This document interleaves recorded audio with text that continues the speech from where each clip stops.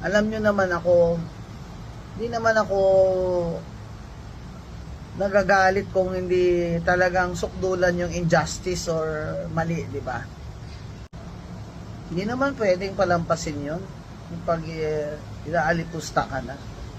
Dinidefend ko nga ibang tao pag ginaganon sila. Sarili ko pa kaya. Sabihan ba naman niya ako sa Rockwell Mall na you're coughing. You should leave the mall. You should stay at home. Ha? Doon yun nagsimula.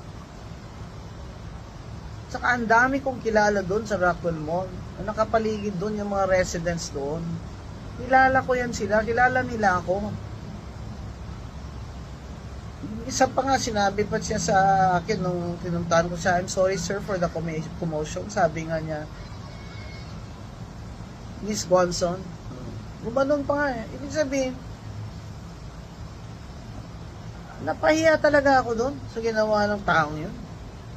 Sabihan ka ba naman, don't you have money to buy a mask? Bawal pala sa kanya kahit umubo ka lang minsan. Kahit nasa public place ka, Rockwell Mall ka.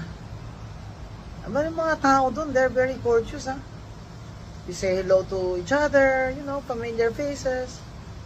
Obviously, hindi siya taga doon. Later we found out na hindi talaga sila taga doon. Kasi nung nasa police station na sila, syempre may mga ID na sila. Nagreklamo po talaga ako sa police and filed the case for unjust fixation and grave oral defamation last night. Kahit gabing-gabi na. Kasi those are, yan sa YouTube ko po, I will post my full video telling you what happened. Kasi many people naman na kontra sa akin, they're taking advantage of this to malign me. Pinapaalala ko lang po sa tumuha ng video na bawal po talaga sa batas yun, kaya pinagbabawal yun sa Rockwell Mall. You have violated my right to privacy and that is a criminal offense.